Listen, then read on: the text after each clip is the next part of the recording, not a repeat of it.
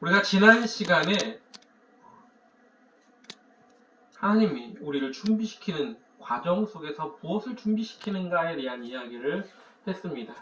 그래서 첫 번째로 뭐래요? 먼저 학문적인 준비를 시키신다라고 말씀드렸습니다. 이 학문적인 준비라는 것은 우리가 삶을 살아가면서 평생 동안 배우는 모든 배움을 이야기한다라고 했습니다. 다음 거기에 믿음의 사람은 뭐래요? 믿음의 하나님을 아는 지식이 충만해야 된다라고 말씀을 드렸습니다. 오늘 또한 무엇을 하나님께서는 준비시키는가, 우리를 쓰기 위해 하나님 또한 무엇을 준비시키시는가. 두 번째로 오늘 본문에 보면 모세를 준비시키는 과정 속에서 모세는 자아를 벌리는 훈련으로 준비를 시키셨습니다. 여러분 생각해 보시기 바랍니다. 모세가 어떤 사람이었느냐? 모세가 미디안 광야로 도망치기 전에 그 모세를 한번 생각해 보시기 바랍니다. 얼마나 좋은 옷을 입었겠어요? 얼마나 좋은 음식을 먹었겠습니까? 얼마나 좋은 학문을 배웠겠습니까? 어려서부터 왕이 될 교육을 받았다라고 말씀을 드렸습니다. 계승서열도 높다라고 말씀드렸잖아요. 하셉수스가요, 통치를 하는 그 기간 동안에는 무서울 게 없었다라는 겁니다. 그래서 자아가, 자기의 그 자신감이 넘쳐났던 사람입니다. 나밖에는 저 노예로 있는 우리 민족을 구원할 사람이 나밖에는 없다라고 생각을 했습니다. 그리고 자신감도 넘쳤습니다. 교만이 하늘을 찌르기 시작한 거죠. 아마 누구의 도움 없이도 왕자인 자기가 히브리 민족을 구원하겠다는 마음을 가지면, 그러면 이 히브리인들이 알아서, 또한 자기 어머니인 하셉수도 그것을 인정해 줄 것이다 라고 생각했습니다. 그리고 히브리의 사람들도 알아서 자기의 말에 굴복할 것이라고 생각했을 겁니다. 그런데 현실은 어땠습니까? 그가 사람을 죽이고, 그 기간이 여러분 사람을 죽인 다음에 금방 들켰던 것이 아닙니다. 이 과정 속에는 그의 버팀목이었고 그의 든든한 백그라운드였던 하셉수스가 죽은 거예요. 여러분 느닷없이 갑자기 이 사람을 죽인 다음에 바로 도망간 것도 아니고 나중에서야 도망간 이유가 있습니다. 나중에서야 도망간 이유가 뭐냐? 바로 그의 뒷배경이었던 그의 양어머니 하셉수스가 죽고, 아까 말한 투트모세 3세가 정권을 잡은 거예요. 어릴 때부터 아주 어린 나이에 왕이 된 투트모세 3세는 힘을 쓰지 못했습니다. 그런데 그의 어머니인, 자기가 뭔가를 하고 싶어도 그의 어머니 하셉수스가 모든 걸 막은 거예요. 얼마나 싫었겠습니까? 여러분, 그 이집트 역사의 어떤 기록에 보면 이 투트모세 3세가 하셉수스가 죽은 다음에 하셉수스의 모든 기록을 싹 지워버립니다. 하셉수스의 신상들을 세웠을 거 아니에요? 석상들을. 그 얼굴을 전부 다 모아지를, 석상의 목을 땡강땡강 잘라버립니다. 그만큼 그의 것들을 싹 싫어했던 거예요. 그러니 하셉수스가 살아있을 때는 그 이집트 관리, 그 간수 하나를 죽인 것이 그렇게 문제가 되지 않았습니다. 그런데 하셉수스가 죽은 다음에 그 일이 이 모세에게는 큰 부담이었어요. 건수만 잡혀라. 이 투트모세 3세가 분명히 그랬을 겁니다. 너 조금만 꼬투리만 잡히면 내가 너를 죽일 거야 라는 마음을 가지고 있었을 거예요. 잠정적인 위험 요소잖아요. 그때 모세가 어떤 일을 합니까? 바로 도망을 가지 않습니까? 근데 사람을 죽였으니까 도망을 가는 거죠. 어쩔 수 없이. 어떤 학자들은 그렇게 얘기합니다. 하셉수스가 죽기 전에, 하셉수스가 이제 병이 들어서 이제 오늘 내일 죽기 일보 직전에 아마 그런 사건이 일어나서 그 전에 이제 도망갔을 거다 이런 얘기도 합니다. 물론 뭐 죽었을 때나 하면 죽기 바로 직전쯤에 힘을 잃었을 때나 뭐 이런 때였을 거라고 분명하게 생각을 하긴 합니다. 그래서 뭐예요? 자기가 그런 도망자 신세가 되자 얼마나 연약하고 보잘것없는 존재인지 내가 많이 배웠던 그 학문, 그동안의 사교계에서 이 이집트의 어떤 귀족들과의 관계 속에서 그들과 사귀어놨던 모든 것들이 뭐예요? 다 물거품이 되어버리는 이 모세의 모습을 발견하게 된 거죠. 모세는요, 자기가 얼마나 보잘것없는 존재인지를 알게 되었습니다. 또한 미디안 광야 40년 동안 양을 치면서 과거에 그 잘났던 모세, 이집트 왕자는, 애국 왕자는 없다는 겁니다. 없어졌습니다. 그래서 40년이 지난 그 후에 호렙산에 양 한 마리가 잃어버려서 호렙산에 홀로 그 양을 찾으러 가는 그런 목자일 뿐이었다는 겁니다. 보잘것없는 목자. 온 산을 헤매는 그러한 양치기. 그만이 남았던 겁니다. 그래서 이 호렙산에서 하나님을 처음 만났을 때 그가 당당한 이집트의 왕자였으면 어떻게 막 뭔가 해보려고 하는 마음이 있었을 수도 있습니다. 그런데 그 이집트가 왕자가 아니었다는 겁니다. 그때는 이미 늙고 힘없는 양치기 모세만 남았기 때문에 그는 머리를 조아려 숙이고 하나님께서 내가 너를 보내겠다. 이 이스라엘 백성들을 내가 지시할 가나안 땅 적과 꿀이 흐르는 그곳으로 인도하여 내라고 할 때 내가 누굽니까? 난 보잘것없습니다 라고 말하는 겁니다. 그래서 뭐라고 말합니까? 저는 혀가 곧고 입이 둔하여 말하지 못합니다 하면서 그렇게 발뺌하는 자, 이렇게 보잘것없는 사람이 되었다라고 말하는 겁니다. 여러분, 잘난 사람들은요, 잘난 대로 사는 겁니다. 돈이 많고 많이 배우고 누군가에게 내세울 것이 있는 그런 사람들은요, 잘난 척을 해요. 그리고 자존심도 셉니다. 흔히 이런 말 합니다. 얼굴값 한다 이런 말 하죠. 그렇습니다. 내가 잘난 줄 알면 그 잘난 체를 나도 모르는 새 하게 되는 겁니다. 그러나 만물을 창조하신 하나님 보시기에는 그 인물값이 너무나 가소롭게 느껴질 수밖에 없는 겁니다. 그런데도 자존심을 세우는 거예요. 우리는요, 자꾸 아무것도 아닌 존재인데 자꾸 자존심을 그리고 나의 자아를 내세우려고 합니다.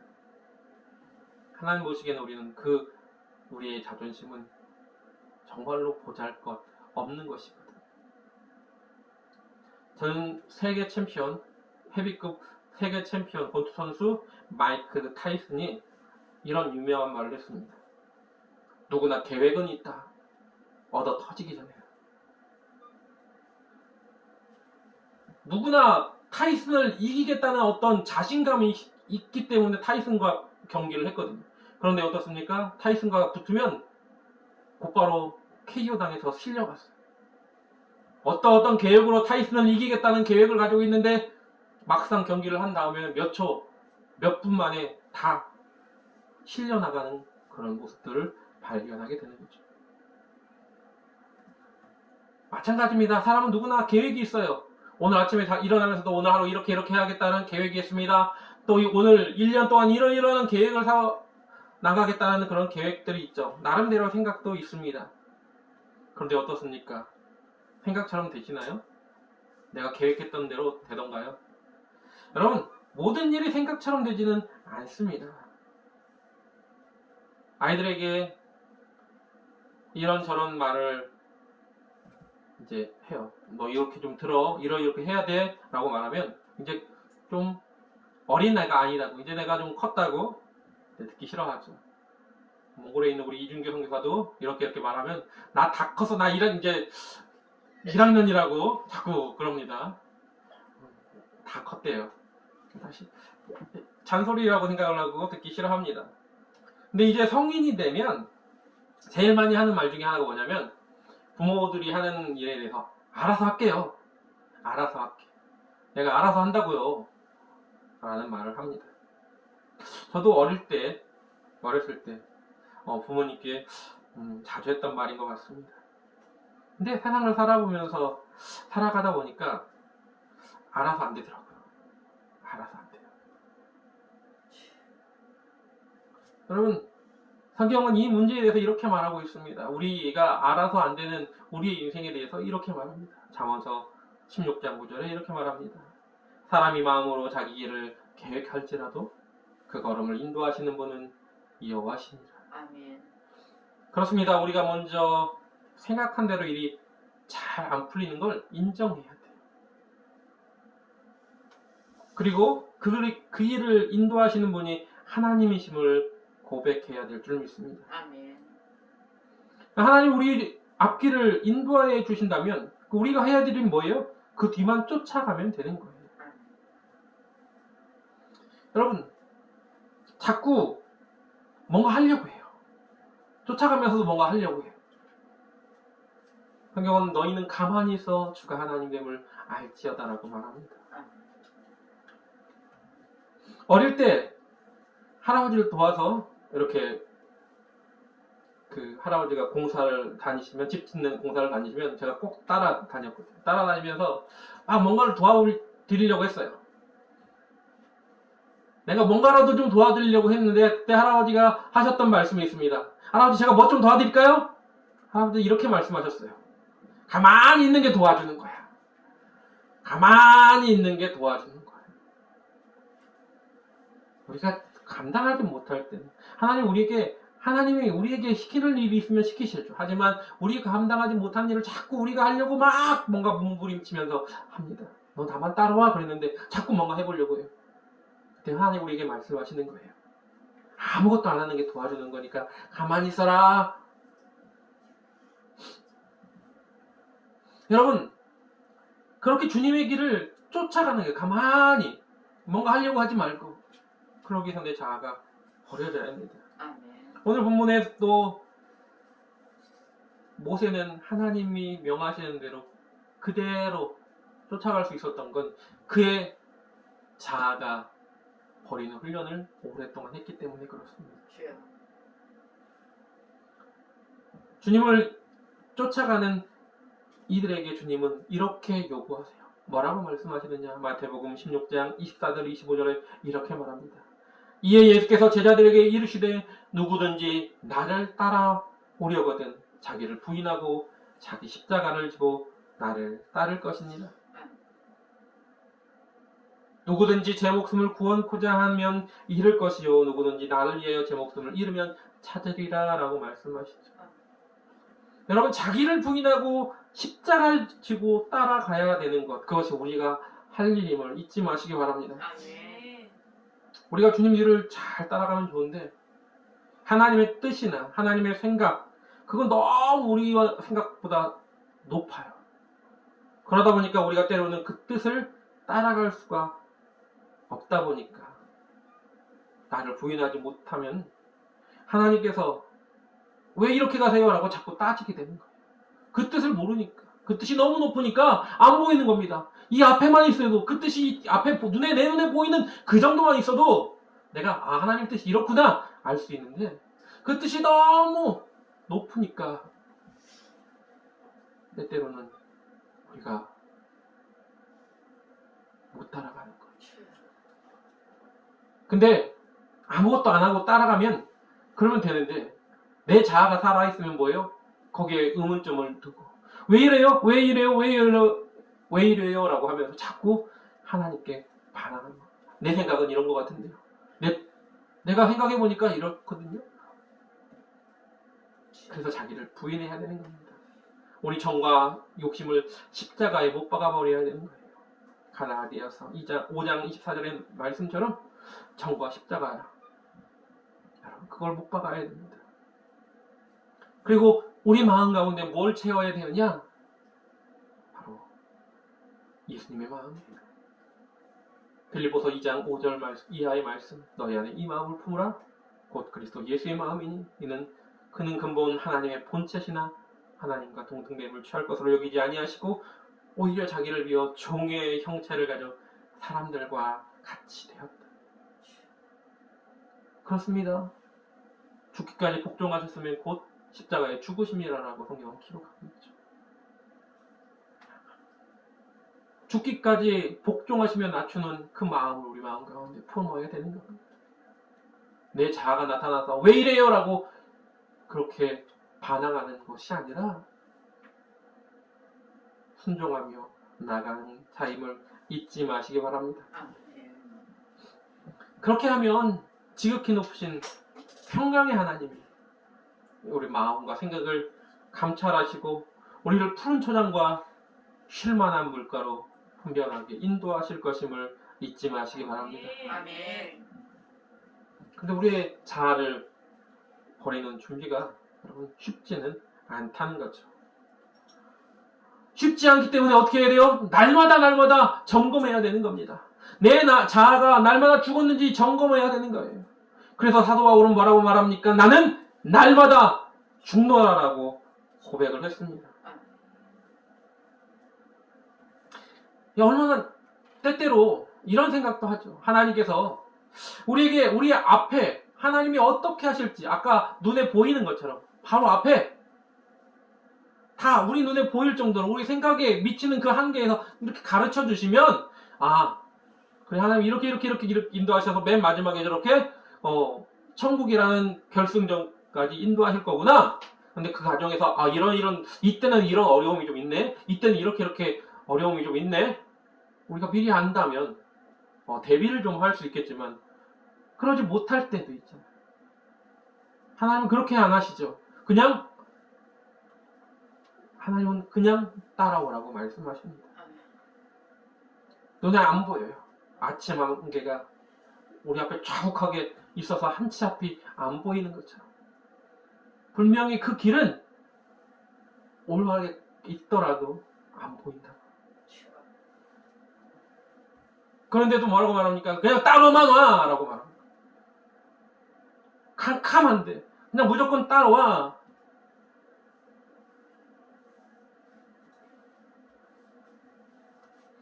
그럼 그 길을 그냥 무작정 따라할 수 있기 위해서는 우리에게 나를 버리는 모습, 주님께만 온전히 순종하는 모습, 이것이 필요합니다. 모세는요, 광야에서 훈련받기 전까지는 그는 모든 것을 할 수 있는, 내가 모든 것을 할 수 있는 존재인 줄 알았습니다. 그런데 그 결과가 어떻습니까? 내 생각과 사람을 의지한 결과가 정말 철저하게 무너지고 도망자신 새가 된 걸 볼 수 있습니다. 내가 얼마나 보잘것없는 존재인지를 깨닫게 되는 시간이 되었습니다. 그 과정이 자아를 버리는 그 훈련의 과정이었고 결국에는 하나님 앞에서 무릎을 꿇으며 뭐라고 말합니까? 나는 입이 둔하고 혀가 코든 자입니다. 아무것도 아닌 존재이고 아무것도 할 수 없는 그런 존재입니다. 근데 하나님은요 그런 존재를 들어주십니다.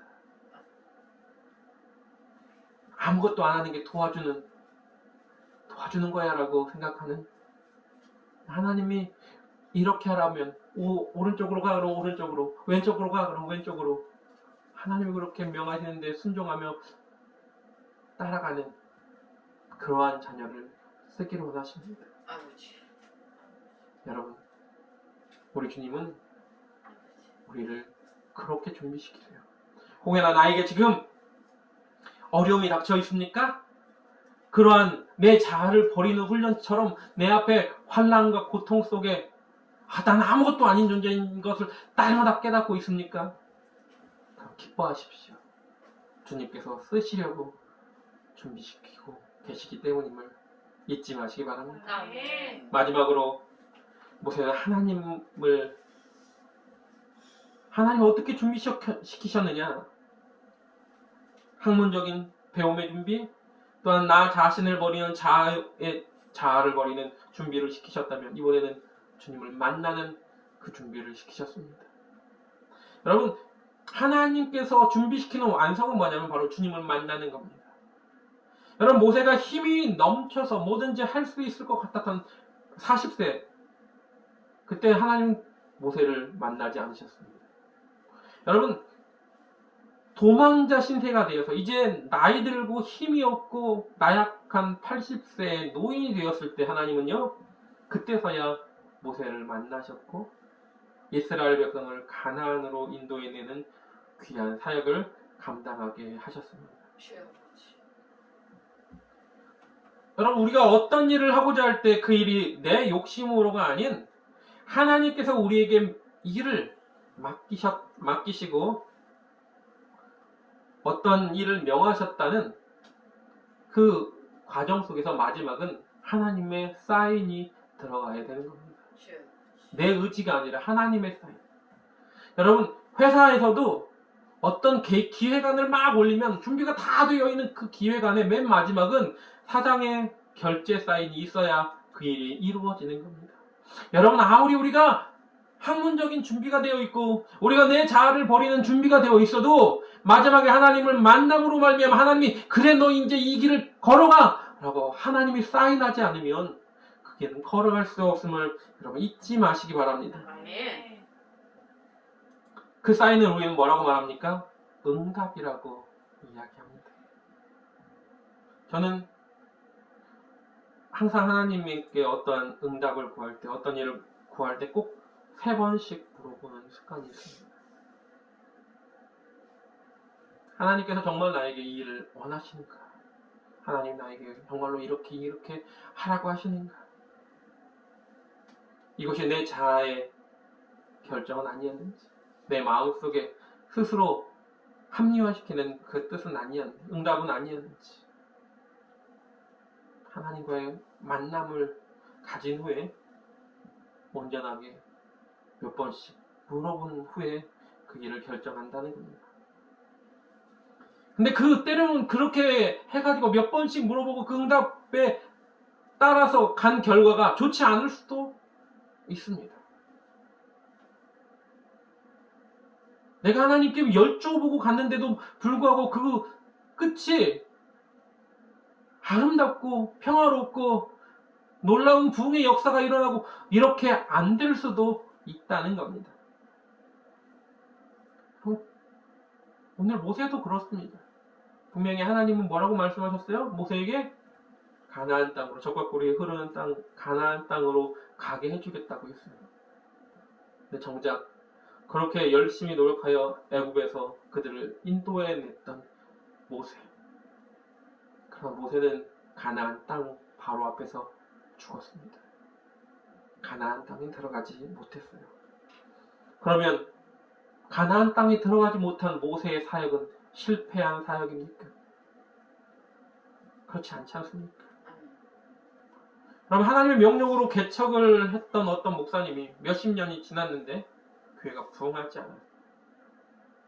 가족끼리만 예배를 드리다가 목사님께서 돌아가셨어요. 그러면 그분의 사역은 실패한 사역입니까? 그분이 어떤 사역을 했는지 모릅니다. 그러나 그것만을 보고 그의 사역이 실패한 사역이라고 말할 수는 없습니다. 그의 사역을 판단하시는 분은 하나님이시기 때문에 그렇습니다. 정작 중요한 건 뭐냐면 어떠한 결정을 할 때, 개척을 할 때, 아니면 어디에 사역을 다시 시작할 때 그곳에 하나님의 만남이 있었냐라는 겁니다. 하나님께서 사인을 하셨냐라는 겁니다. 하나님이 명하셨냐라는 겁니다. 그 만남을 통해서 하나님의 뜻대로 순종하며 가고 있다면 그 사역은 아무리 적은 사역일지라도, 아무리 보잘것없고 세상 사람들이 봤을 땐 실패한 것처럼 보일지라도 그 사역은 성공한 것임을 잊지 마시기 바랍니다. 그럼 모세의 사역은 하나님과의 만남을 통해서 시작되었고 또한 매번 하나님과의 만남을 통해서 문제가 해결되었음을 잊지 마시기 바랍니다. 아멘. 출국을 해서 그들이 이제 광야로 나갔을 때 뒤에서 갑자기 애국 병정들이 다시 쫓아옵니다. 그 애국 병정들이 쫓아올 때 그 앞에 또 뭐가 있습니까? 홍해가 가로막혀 있어요. 얼마나 두렵고 떨렸습니까? 이스라엘 백성들은 모세를 원망합니다. 애굽에 매장지가 없어서 우리를 이 광야에서 다 죽이려고 하느냐라고 말하면서 모세를 원망합니다. 그때 모세가 뭐라고 말합니까? 하나님 우리를 구원할 거야. 지금 뒤에 오는 그 애굽 병정들 다시는 그들을 보지 못할 거야 라고 말합니다. 그리고 하나님께서 모세에게 지팡이에 들어 홍해를 가르라고 명하시죠. 밤새 동풍이 불어 그 홍해에 갈라지는 역사가 일어납니다. 그리고 이스라엘 백성이 다 건넌 후에 애굽 병정들이 거기를 쫓아 들어올 때 다시 홍해물이 원 상태로 복귀되어 그들을 다 죽어버리는 모습이 일어납니다.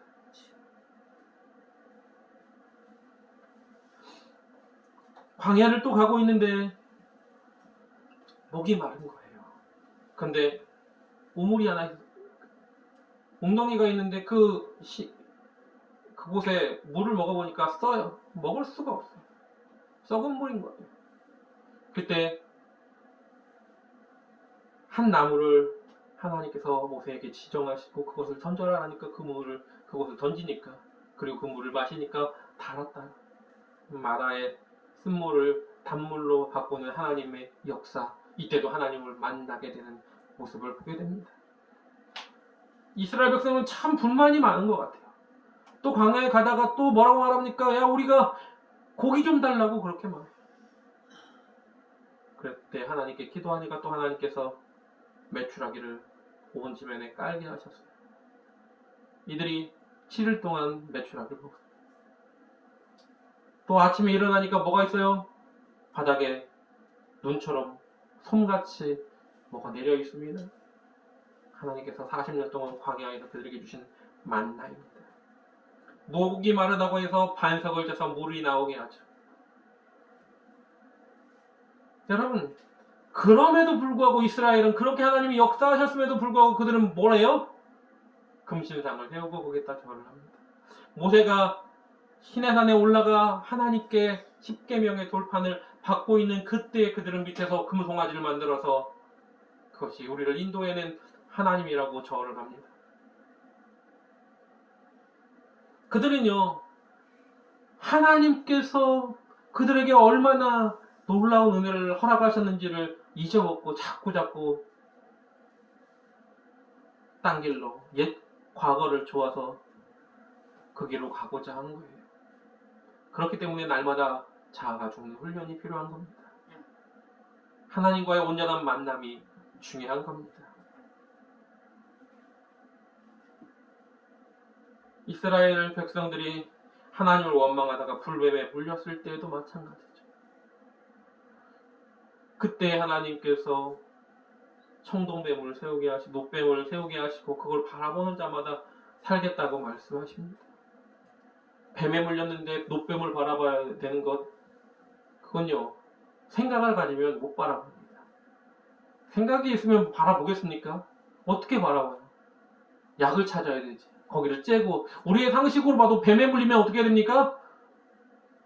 심장보다 낮게 놓고 그 위에 10cm를 자르고 그 다음에 붕대를 꽉 묶어가지고 피가 더 이상 위로 안 흐르게 하고 그 물린 자국 거기를 피를 빼내야 그래야 되는 거죠. 그리고 빨리 병원 가서 혈청 주사를 맞아야 돼요.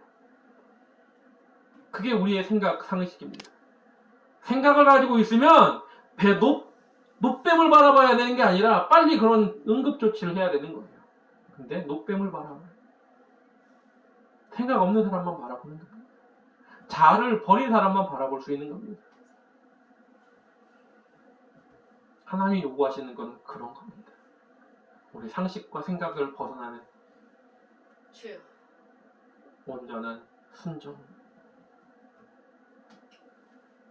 거기에 하나님의 사인이 함께 할 때 준비된 자녀, 그들은 하나님 원하시는 그곳으로 걸어갈 수 있음을 잊지 마시기 바랍니다. 아멘.